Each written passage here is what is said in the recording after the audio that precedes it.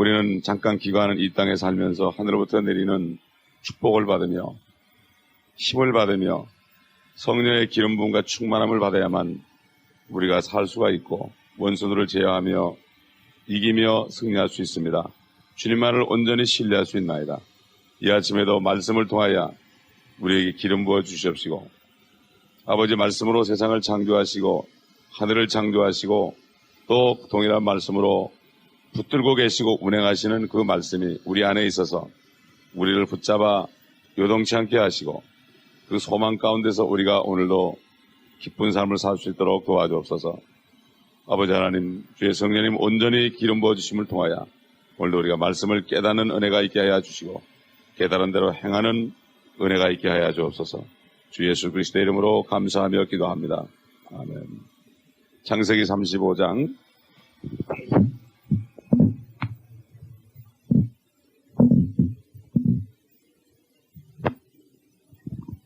창세기 35장 9절부터 보겠습니다. 9절부터 15절까지 제가 봉독하겠습니다. 야곱이 파단 아람에서 돌아오니 하나님께서 야곱에게 다시 나타나시어 그에게 복을 주시더라. 하나님께서 그에게 말씀하시기를 네 이름은 야곱이나 네 이름이 더 이상 야곱이라 불리지 아니할 것이요 이스라엘이 네 이름이 되리라 하시고 그의 이름을 이스라엘이라 부르시며 하나님께서 그에게 말씀하시기를 나는 전능한 하나님이라 다산하고 번성하라 민족과 민족들의 무리가 네게서 나올 것이며 왕들이 네 허리에서 나오리라 내가 아브라함과 이삭에게 준 땅을 네게 주며 네 뒤에 올 네 씨에게 그 땅을 주리라 하시고 하나님께서 그와 말씀하시던 그곳에서 그를 떠나 올라가시더라. 야곱이 하나님께서 자기와 말씀하셨던 그곳에 한 기둥, 즉 돌기둥을 세우고 그 위에 술을 제물로 붓고 또 그 위에 기름을 붓고서 하나님께서 자기와 말씀하신 그곳의 이름을 베델이라 불렀더라. 아멘. 야곱이 자기 죄 가운데 결국 자식들까지도 죄를 짓고 참 어려운 일을 당했지만은 베델로 올라올 때 올라가니까 하나님이 또 그에게 복을 주셨습니다. 하나님이 나타나시는 목적은 우리에게 복을 주는 겁니다. 하나님께로부터 복받기를 원치 않는 사람은 뭐가 잘못된 사람이에요. 당연히 우리는 하나님께로부터 복을 받아야 됩니다. 그렇기 때문에 나타나시면 복을 주시는 하나님. 그렇기 때문에 우리는 항상 주님이 가라는 곳에 가야 되고 있으라는 곳에 있어야만 됩니다. 그것이 우리의 할 일입니다. 우리는 더 이상 아무것도 못합니다. 주님이 말씀하신 대로 행하면 주님이 복을 주는 겁니다. 만약에 야곱이 하나님의 말씀하신 대로 일어나서 베델로 올라가지 않았다면 주님도 만날 수 없었고 또 복을 또 받을 수도 없었습니다. 결국 우리가 할 수 있는 것은 말씀에 순종하는 것밖에 없습니다. 말씀에 순종하는 것밖에 없어요. 주님이 우리 안에 계시기 때문에 안에 계시기 때문에 우리가 기도하면 주님의 음성을 들을 수 있습니다. 주님의 말씀을 들을 수 있고 그 다음에 내 몸을 움직여야 됩니다. 이 몸뚱아리를 움직여서 순종해야 되는 거예요. 이 몸을 움직이지 않기 때문에 사람들이 축복을 받지 못합니다. 주님께서 세미한 음성으로 말씀하시거든요. 근데 대개 보면은 내가 할 수 있는 건 하고 할 수 없는 것은 안 합니다. 사실 할 수 없는 것을 내가 해야 돼요. 저는 지금까지 사역을 하면서 어떤 프로그램도 하지 않았지만은 주님이 가라는 곳에 가고 있으라는 곳에 있고 그거밖에 한 게 없습니다. 여기 온 것도 그냥 가라니까 장소도 하나도 없는 존재가 교회 자리 구하기 얼마나 힘든데 그냥 온 거예요. 에? 온 거니까 하나님이 여기까지 인도한 거예요. 내 생각으로 어딜 가라는 얘기인가. 아브라함 보고도 떠나라고 그랬지 떠나기 전에는 어디로 가라는 얘기 안 했어요. 떠나라. 그럼 내가 너에게 어디 갈지 얘기해 주겠다. 근데 우리는 내가 다 모든 것을 정해놓고 하기를 원하죠. 그러나 하나님께서는 우리 생각을 버리게 하기 위해서 떠나라고 그럽니다. 떠나라. 그런데 떠나면은 좋은 곳으로 인도해 줍니다. 좋은 곳으로. 사실 성도들이 가장 축복받는 장소는 교회 근처에 사는 거예요. 교회 근처에 사는 거예요. 그래서 사실 옛날 한국에 보면은 참 한국 교회들 보면 교회가 이사하면 전부 성도들이 이사하는 거예요. 지금 온누리 교회가 저기 썬랜드로 갔잖아요. 성도들이 전부 걸로 이사한 거예요. 아, 대단하구나. 그러니까 역시 그렇게 순종하니까 하나님이 축복하는구나. 제가 지난번에 기도원 가면서 그 옆을 지나면서 아, 그렇지. 그러니까 그렇지. 이런 생각을 했어요. 근데 사실 우리가 인간적으로 생각하면 힘들죠. 요즘에. 그러나 하나님께 순종하면 하나님께서 길을 열어주십니다. 아멘. 예? 인간적인 생각으로 아무리 계산해 보세요. 빌립이 주님께서 너희가 먹을 것을 줘라. 남자만 5,000명 왔는데 먹을 걸 주라고 그랬죠. 근데 빌립이 계산했습니다. 아, 이 사람들 먹이려면 200데나리온 정도의 떡으로도 부족할 것입니다. 하나님은 여기 지금 야고보에 나타나서 뭐라 하십니까? 나는 전능한 하나님이라. 전능하신 하나님이라 하면 능치 못함이 없다 이거예요. 아멘. 우리가 순종만 하면은 하나님께서 능치 못함이 없다. 계산하지 말자 이거예요. 계산하지 말자 이거예요. 계산하지 말자. 이게 많은 목사님들이 왜 목회라도 간두느냐? 요대로 가다가는 내가 먹고 살기도 힘들겠다. 이런 생각을 하기 때문에 간두는 거예요. 계산하는 거 계산. 하나님은 전능하신 하나님이에요. 그렇기 때문에 참고 기다리고 하나님을 믿게 되면 어떻게 됩니까? 결국 하나님의 영광을 보는 겁니다. 그렇기 때문에 우리가 믿는 하나님은 전능하신 하나님이에요. 다산하고 번성하라. 많이 나라 이거죠. 요즘에 보면은 왜 못 낳습니까? 겁이 나니까. 먹여 살리기 힘들 것 같으니까. 애들 교육시키기 힘들 것 같으니까. 그렇죠? 이렇게 다 이렇게 돼버렸습니다, 지금. 참 옛날에 전능하신 하나님을 믿던 그 시대하고는 달라져 버렸습니다. 그러니까 우리 시대가 얼마나 전능하신 하나님을 믿지 않는 시대가 된지 모릅니다. 근데 교회마다 주일 되면은 전능하사 천지를 만드신 하나님 아버지를 내가 믿사며 이걸 예배를 시작하는데 사실은 믿지 않고서 고백하는 것은 거짓말하는 거라 이거죠. 거짓말하는 거. 그렇기 때문에 우리가 온전히 몸을 들여서 주님을 믿고 정말 믿을 때는 뭡니까? 나를 완전히 의탁하고 다 맡겨버리는 거예요. 어떤 일이 일어나도 내가 주님을 믿었다가 낭패를 당해도 끝까지 밀고 나가는 거예요. 그럴 때 하나님의 영광을 봅니다. 이 강대상을 믿게 되면은 강대상에게 몸을 다 맡기죠. 뚱뚱한 사람 여기 맡기다 이게 쓰러지면 쓰러질 거 아니에요? 쓰러져도 같이 쓰러지자 이거야. 이게 믿는 거죠. 쓰러질 것 같으면 얼른 빼는 건 믿는 게 아니라 이거죠. 조금 믿다가 조금 시험하면 아이고 큰일 났구나. 누가 옆에서 뭐라 그러면 아유 큰일 났구나 안 하고. 안 됩니다. 10년, 20년, 30년을 버텨봐야 됩니다. 우리가 세상 일도 그래요. 10년, 20년 해봐야 그 끝장을 보는 거지 몇 년 하다가 안 되면 때려치는 사람은 매일같이 때려치는 거예요. 그렇기 때문에 나는 전능한 하나님이라 다산하고 번성하라. 내가 책임지겠다 이런 얘기예요. 민족과 민족들이 무리가 내게서 나올 것이며 왕들이 내 허리에서 나오리라. 하나님께서는 얼마 전에 야복강 건너편에서 천사와 하나님과 씨름해서 이겼을 때 그 하나님의 천사가 네 이름을 이스라엘에 하라 이렇게 말씀했는데 또 하나님이 나타나셔가지고 반복했습니다. 우리가 하나님의 약속을 잊어버립니다. 잊어버려요. 그래서 저는 하나님께서 저에게 말씀하신 것을 전부 구절마다 전부 기억하고 있어요. 처음에 거듭나서부터 한 영혼의 천하다 귀하다는 것부터 쭉 해가지고 지금까지 그 말씀을 붙잡고 있고 말씀으로 자꾸 상기해 주시고 그렇게 하면 그 말씀 때문에 지금까지 살고 있습니다. 하나님의 말씀이 약속이거든요.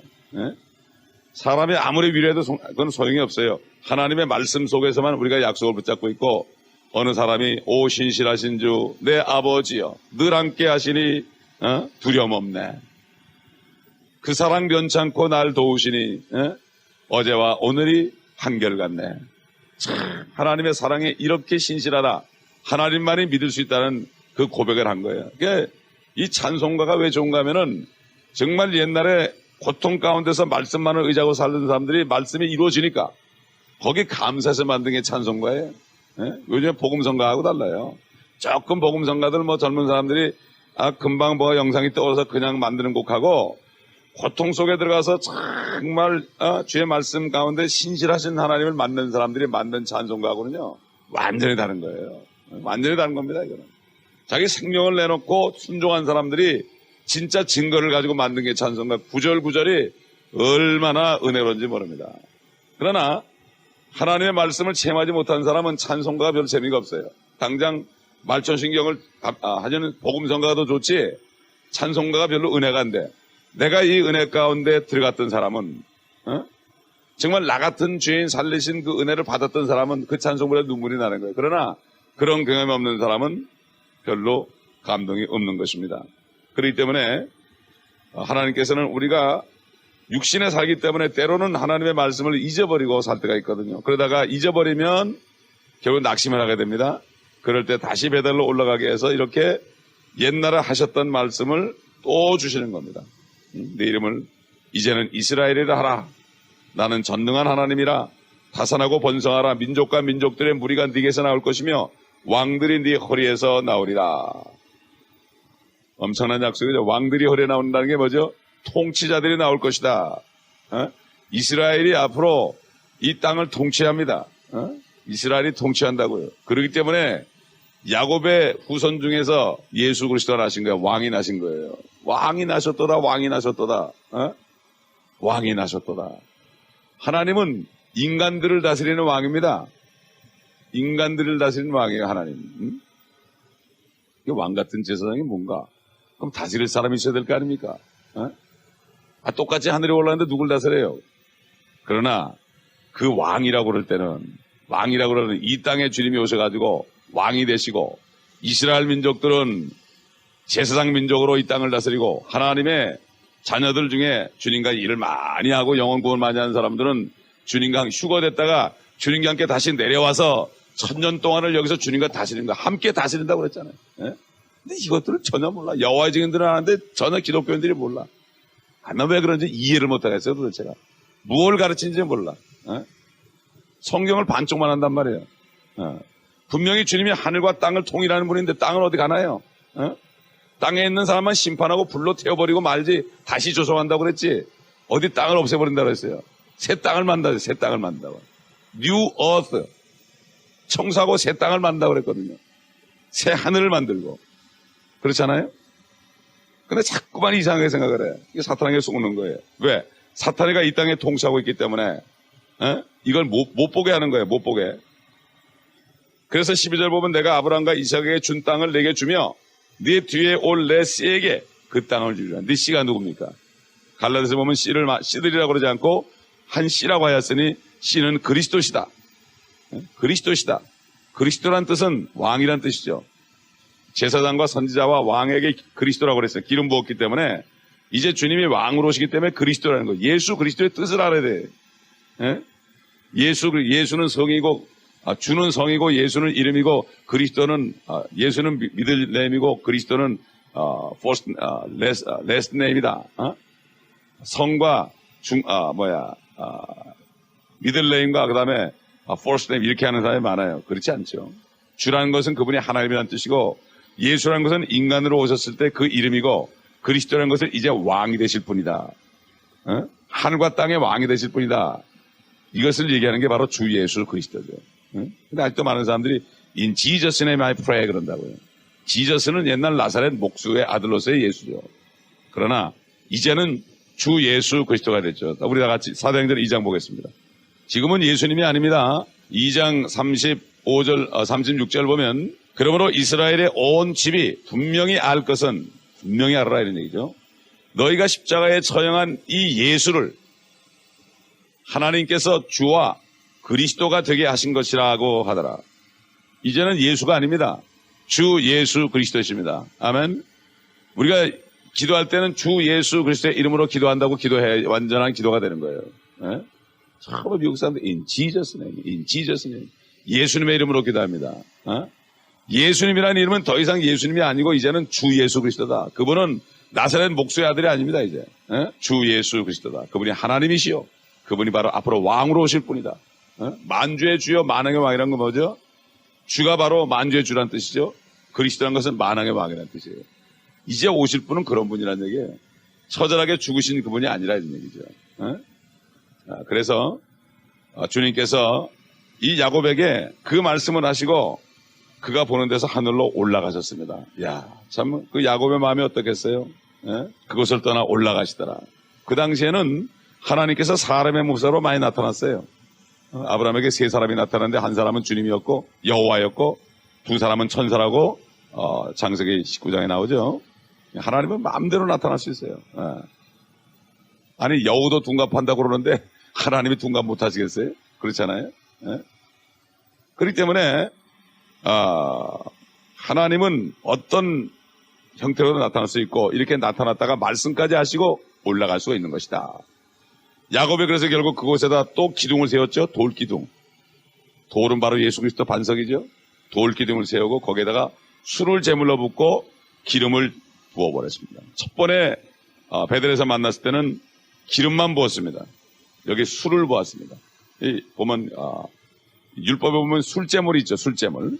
술제물도 있어요. drink offering. 술을 붓는 겁니다. 술이란 건 먹는 게 아니고 붓는 겁니다. 붓는 거. 술은 붓는 거예요.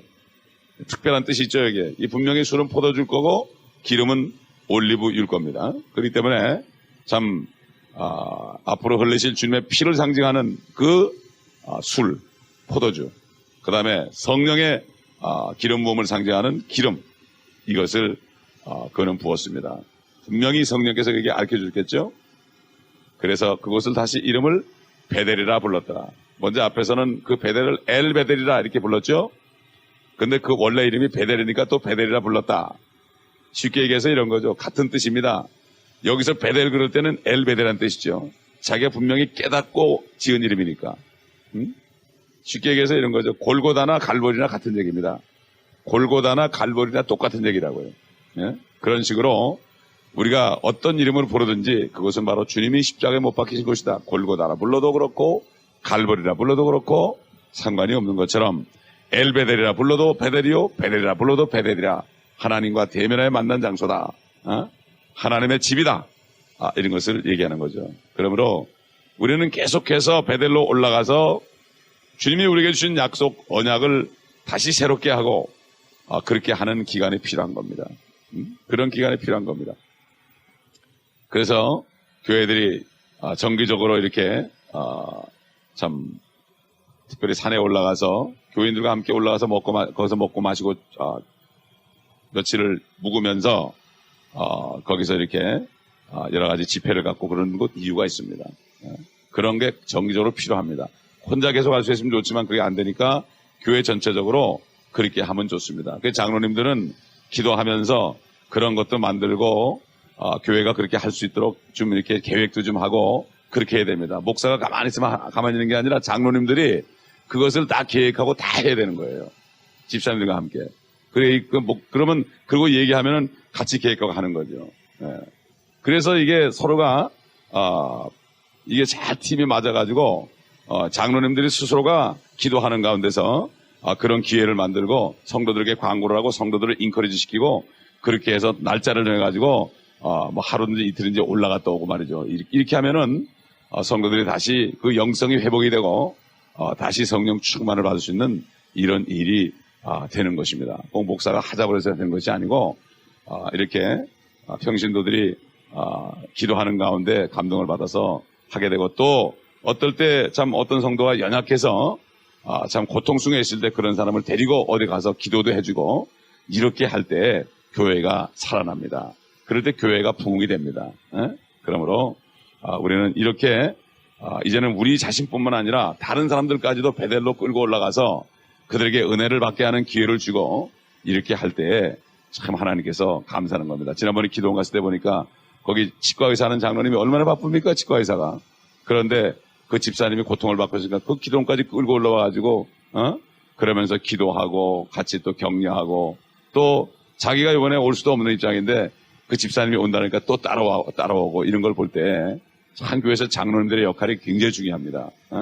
장로님들은 교회 아버지로서 성도들에게 정말 이제는 끌어주고 이렇게 할 때 존경을 받고 주님께서 기뻐하시면서 기름을 부어 주실 것입니다. 기도하겠습니다. 우리 다 같이 성령 기도하실 때 우리가 다시 베델로 올라가서 우리 교회 전체가 베델로 올라가서 다시 한번 새롭게 될 수 있도록 도와주시옵소서. 다시 한번 이런 기회를 맞이해서 우리가 다시 한번 재충전을 받고 기름 부음 받아서 참 이제는 우리를 통하여 기름 부음이 넘쳐서 이곳에 이 성령의 말씀을 들으러 오는 사람들이 올 수 있게 하시고 우리만 받을 것이 아니라 이제는 말씀을 갈급하는 사람들을 보내주실 때에 우리가 저들에게 은혜를 또한 내려주고 우리가 받은 것들을 또 나눠주는 이러한 역사가 있게 해 주옵소서. 이 시간에 기도하겠습니다. 아버지 하나님 감사합니다. 아버지 우리가 이제 교회 전체가 베델로 올라갈 때가 되었습니다. 아버지 올라가서 이제 주신 말씀들을 새롭게 우리가 깨닫고 이제는 주님의 약속을 다시 한번 붙잡고 주님의 음성을 들으며 아버지 주님께서 이 교회를 향한 하나님의 음성이 무엇인지 각자를 향한 말씀이 무엇인지 들을 수 있는 기회를 갖기를 원합니다. 아버지 특별히 장로님들에게 기름 부어 주시옵소서. 이제는 솔선수범하여서 아버지 하나님 기도하는 가운데 기도하고 성도들을 섬기며 아버지 함께 아버지 하나님이여 주여 주의를 감당할 수 있도록 도와주시옵시기를 간절히 기도하옵고 원합나이다. 그러므로 아버지 성도들 양떼들이 아버지 이제 살찐 양떼들이 되고 아버지 하나님 기름으로 성령으로 충만한 양떼들이 되어서 저들을 통하여 아버지 열매를 맺고 아버지 하나님 저들을 통하여 많은 사람들이 진리로 인도되는 이러한 아버지 성령과 능력으로 기름 부음 받는 축복된 그러한 기회를 허락하여 주시옵시기를 원하고 원합나이다. 아버지 이제는 주님의 음성을 들을 때가 되었습니다. 우리가 주님의 음성을 듣기를 원합니다. 우리에게도 말씀하여 주시옵시고 우리가 모일 수 있도록 은혜를 내려 주시옵소서. 아버지 이제부터 정말로 우리가 이제는 베델에 정기적으로 올라가서 아버지 주님의 음성을 듣고 새로워지고 주님이 우리에게 원하신 것이 무엇인지 또 주님이 주신 소원을 따라서 우리가 기도하며 주님의 일을 감당할 수 있도록 도와주시옵시기를 간절히 기도하고 원합나이다. 성령님께서 온전히 인도하여